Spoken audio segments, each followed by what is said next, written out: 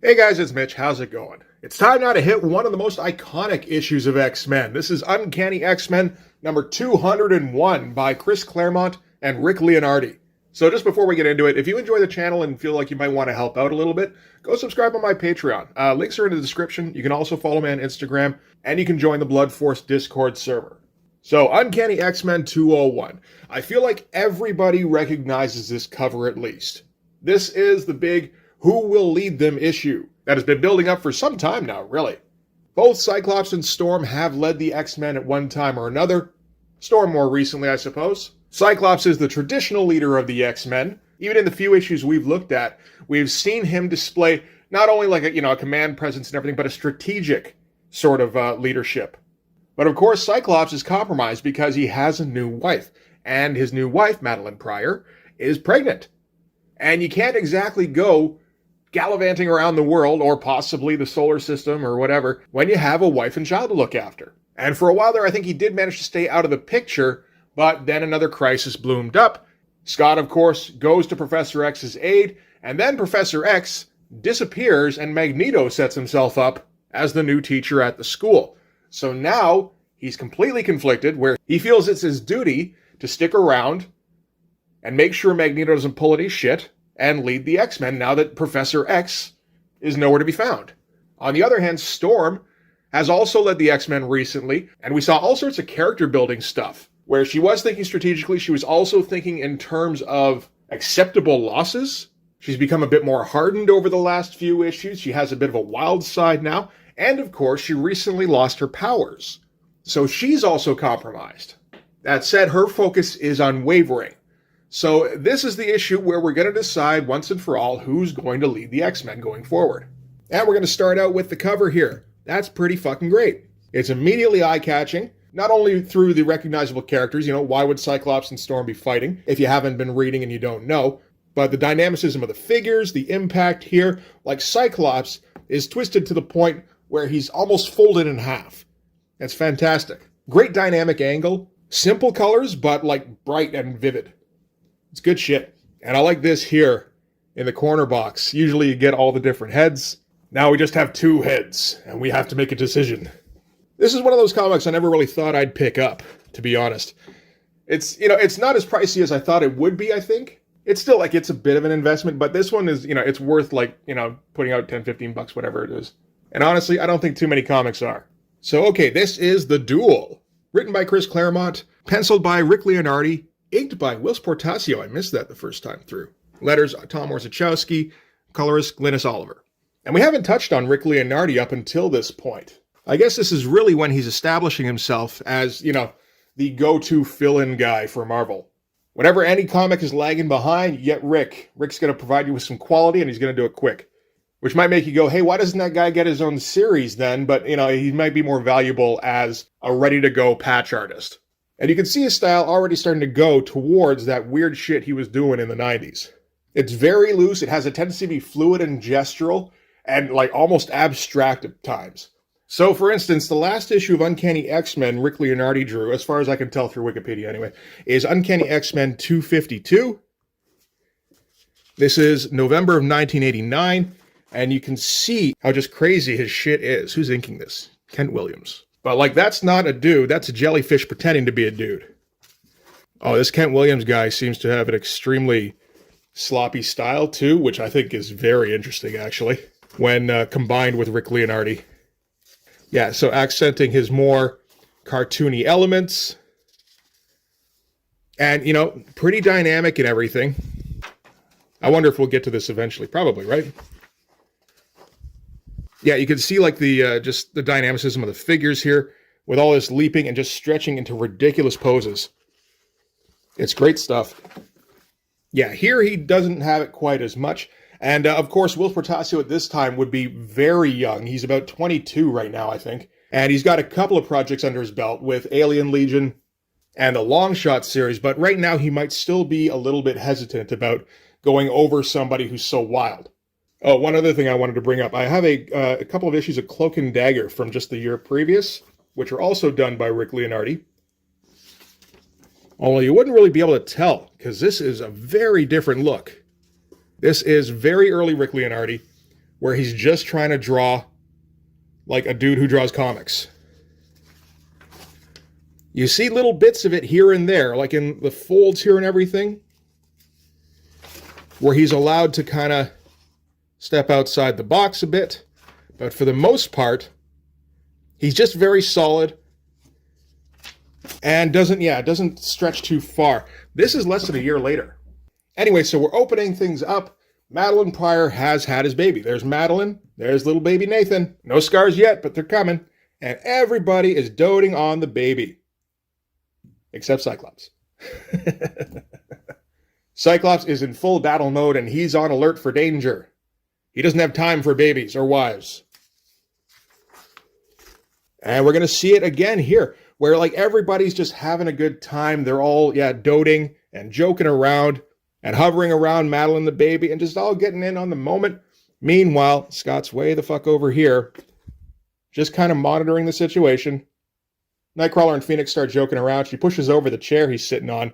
So he teleports in and starts a tickle fight with her, which is ridiculous.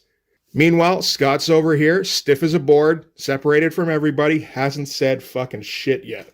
Like, I almost didn't notice him the first time through I was reading this, because he doesn't say anything for like the first third of the issue. You get to a point where him and Madeline are having a talk, and it's like, oh shit, yes, Scott's here. Madeline leaves the baby with Shadowcat, who's fucking terrified she's going to drop him. Don't worry, he'll have worse things happen to him in his future. And Madeline and Storm are going to separate themselves from the group so that they can have a discussion about how Madeline's feeling these days. Storm feels that she's got this pent-up rage that she's just not expressing right now. But like, look at how loose these figures are, eh? Just completely casual, well set up in the perspective. I still have a fair amount of difficulty with that. And Madeline asks her, do you know what I've been going through the last little while? Storm's like, I mean, I've been away. I've been in Asgard and space and shit, and I haven't heard a whole lot. I heard you were pregnant. And Madeline's like, okay, well, let me fill you in, you know? So they move out to Alaska. Madeline gets pregnant. Scott comes back to the X-Men because he felt he was needed. Madeline follows him and lives in the X-Mansion because she wants them to be together for the birth of Nathan. Then Scott and the X-Men go off to Asgard to rescue Storm, and Madeline's left here on her own. I didn't know Scott was in on that. And Madeline goes, that's no problem. I've been on my own before. I can get by. And then everyone returns to France. They all materialize in from Asgard, and everyone checks in. Shadowcat checks in. Storm checks in. Nightcrawler. Everybody calls, except Scott. And then, of course, what happens? Madeline goes into labor in the X-Mansion with nobody around, and she delivers the kid herself. She's like, thankfully, everything turned out okay, but there was a very real possibility it wouldn't. The child could have died, I could have died, and nobody would have been here to do anything about it. And, you know, she understands that he's got responsibilities and everything, but to not check in at all is the thing that's really eating at her. And then we're going to cut back to the baby, because the baby's kind of the B storyline in this issue. And we're going to focus on Phoenix with the baby, because there's a really weird situation going on there. Because Phoenix is the future daughter of Scott and Jean Grey from a dystopian timeline where mutants are hunted and mutants like her are used as bloodhounds to hunt them down. So since she's come back to this timeline, she has let a couple of people know that this guy that leads the team could potentially one day be her dad, but probably not, but maybe a little bit. But she hasn't told Scott. And so that makes Nathan kind of her half-brother. But not really, but like almost a little bit. And in her future, she never had any siblings. So Phoenix pledges to protect him and make sure that he has a safe childhood and, you know, just grows up in a safe environment. Which I don't know if that's ever really been touched upon since. It might have been, but it's never something that's I've seen anyway. And then we're going to cut to Scott, and Scott is pondering. Surprise, surprise. And the first thing he's thinking is, I'm a father. I have a son. It's like, yes, very well stated. Why aren't you here, Professor, to share that joy with me? Really? You seem so joyful. So he touches briefly on the fact that, you know, he's got this completely new responsibility that he's kind of been ignoring. And then he quickly switches to X problems. So in this instance, the fact that Professor X completely disappeared at the end of the last issue. Without saying anything to any X-Men, he did say stuff to Magneto, and Magneto has since taken over, like, the New Mutants and the training and all that school shit. But really, the X-Men are just kind of taking his word for it. Like, for all they know, he might have killed Professor X himself. And at the mention of Professor X, we now have to cut to the Starjammer, which is where Professor X was transported to save his life. And it looks as though the operation was completely successful because Professor X is walking around with no problems whatsoever. But of course, the last time we saw the Starjammer, they were being harried by the Shi'ar fleet, which is being controlled by Deathbird. And you can see here the Starjammer ship is in pretty rough shape, and they've had to make a bunch of teleports to try and escape the fleet. And so they've finally gotten clear, but it took going to a whole other galaxy to do it, apparently. And the ship is now so busted up that there's no chance of getting back to Earth anytime soon. Corsair tells them the ultralight super star drive is totaled, so we have a prayer of reaching Earth on our own. Using the regular warp system would mean a journey of centuries. And thanks to the raid that rescued you, Professor X, every Shi'ar Stargate will be too heavily defended for us to try that route. And finally, there's a hunter-killer squadron hot on our trail, which means our own survival is still in considerable doubt. So he says, I'm sorry, but there's no way we can take you home. Not now, maybe not ever. Well, eventually, in like 6 years. You see a little bit of that looseness coming into the Rick Leonardi pencils here. I wonder what kind of influence that had. Working on Rick Leonardi really early in Wils's career. Because Wils's pencils get to be kind of loose sometimes and kind of crazy. You think of the guys he worked on early. It's Rick Leonardi, it's Art Adams. I wondered if he'd maybe been a part of the Larry Stroman era of Alien Legion, but it looks like he might have just missed out on that. Still, that's some interesting influences right at the get-go. And this is Xavier and Lilandra having a quiet moment together, where Charles is reflecting on the last few days, wondering maybe if he made the wrong decision by leaving the school in the care of Magneto. Which is interesting considering how adamant he was to, have him take over the school. And Lilandra tells him, you know what, we can't do anything about it anyway. There's no use worrying about it. Just focus on the here and now. We've got our own shit to take care of. So it feels like a bit of closure for Charles Xavier, a little bit. I'm not sure how much we're going to see him in the next 74 issues. I don't think it's very much at all, if any. Cut back to the school, you got Cannonball working on his term paper, apparently. And the computer, this charming little 86 plastic model, completely eats his assignment, because of course it fucking does. And the X-Men are taking a moment to relax. So they're going to have a game of stickball. And it seems like by this point, Rogue is completely integrated into the team. That wasn't the case the last time we saw her, but a lot has happened since then. So we got Shadowcat pitching and Colossus batting. Who's the catcher? I think that's Magic. Nightcrawler and Wolverine just shooting the shit on the baseline and talking about the subject du jour, which is Scott and Madeline. And Nightcrawler's like, what should we do? And Wolverine's like, maybe for once we should keep our noses out of it. Which seems like a Wolverine kind of reply. Nightcrawler's like, this is absolutely going to affect Cyclops' ability to lead the team. And Wolverine's like, so who says he's going to do that? And we get the pitch from Shadowcat. Colossus missed the first time. The second time he turns into his armored form and just cranks it. Potentially out of the state. Rogue flies up to get it. Figures nobody's watching anyway, why not? And the ball happens to fly right by Air Force One with the president on board. That's Reagan there. And she catches the ball in full view and just leaves him a little lipstick print before heading back down. Cute page. Weird, but sure, why not? This is lighthearted fun stuff, I guess, after the last issue. And knowing that things are going to have to get a little intense later on in this issue. So a little bit later, Shadowcat goes in. She notices Sam is having trouble with his term paper and offers to fix it up because she's the computer whiz. And Sam gets he gets his little heart bubbles here. So I think that's just a matter of trying to maybe set something up for future. As far as I know, it doesn't actually turn into anything. But, you always just got to leave these nuggets of something you could grow into something. And after that's been fixed up, she goes up to her room. But the thing is, her room is close to Storm's loft, and Storm asks her to maybe go take a shower in the gym because the loft is being used and it's being noisy. So Storm loaned her loft to Madeline and Scott so that they could have a State of the Union kind of discussion. And they just kind of go back and forth, saying the same points that have been said previously, but at least this time to each other. Scott feels he has to stick around, particularly now with Magneto hanging around constantly. And that is his priority. And, Madeline's like, no, you know what? When we got married, you made a commitment to, live a certain kind of lifestyle, and I'm kind of going to hold you to that. And she hits him with, Are you afraid that they can get along without you? Do you not feel like you have anything else in your life of value aside from what you've accomplished in the X-Men? And Scott doesn't have an answer for her, so it's this awkward silence. So Storm takes the opportunity to come up and go, okay, I got an idea. Let's duke it out for leadership of the X-Men.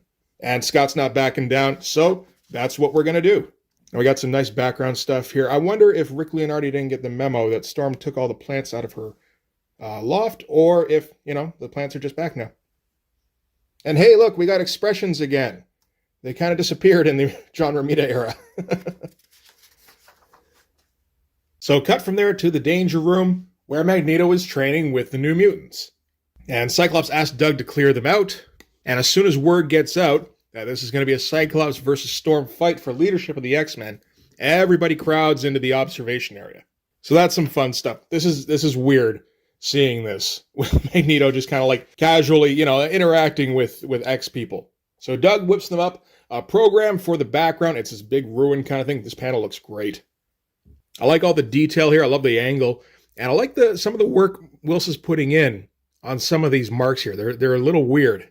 Some very scratchy stuff, but that works with Rick Leonardi's style. So Scott's going to start things off by just trying to end it early. Gives her an optic blast, which she quickly jumps out of the way of, and is able to run among some debris. And she manages to keep herself under at least some kind of cover all the way so that she's not presenting any kind of clear target to Cyclops. Like the Zark right in the optic blast itself. It's good stuff. So Cyclops gets to try and hunt Storm out. And this kind of setting doesn't work to his advantage. He does have kind of a strategic mind, but it's more like fight strategy. For something like this, he's out of his element. Whereas Storm, of course, grew up as a pickpocket and thief in, I think it was Cairo or something. So she's completely at home here. She's able to find some nooks and crannies to climb into. And when Cyclops walks by, she's able to snare his leg here and pull him down. She pulls his arm in front of his face so that he can't use his optic blast. He judo flips her off him and then, sends a couple of beams after her, but she's already run away again. So while he acquitted himself well once he got tagged, Wolverine is like, he never should have gotten tagged in the first place. And we see here, Logan thinks Sororo is better suited for the job now. He doesn't think Cyclops' heart is in it. He says that's blunting his instincts, throwing off his timing. His mistakes are little ones, but sooner or later, it's going to cost him. Cut back to Cyclops making his way through the debris, and his mind's not on the fight. He's thinking about Madeline. He's thinking about duty. He's thinking about Professor X. Gets a bit of rubble coming down on his head, which he immediately goes to destroy with his optic blast. And he just keeps moving on, but if he'd been paying more attention, he might have realized that was probably Storm moving above him. And she's able to sneak in down around him while he's distracted, while he's daydreaming, and he's kind of scrambling, trying to think what she might do, but not thinking of an actual process she might take. Meanwhile, in Storm's apartment, Madeline kind of just waits for the outcome. She's hoping Scott will lose, but if he loses, is that going to just like break his spirit? And then out of nowhere, a storm kicks up when it was bright just a second ago, which is a little weird. They don't touch on that again, but, again, I think that's a bit of planting seeds for the future. So Cyclops realizes that Storm has gotten around behind him, turns around quick for an optic blast, but she's already leapt.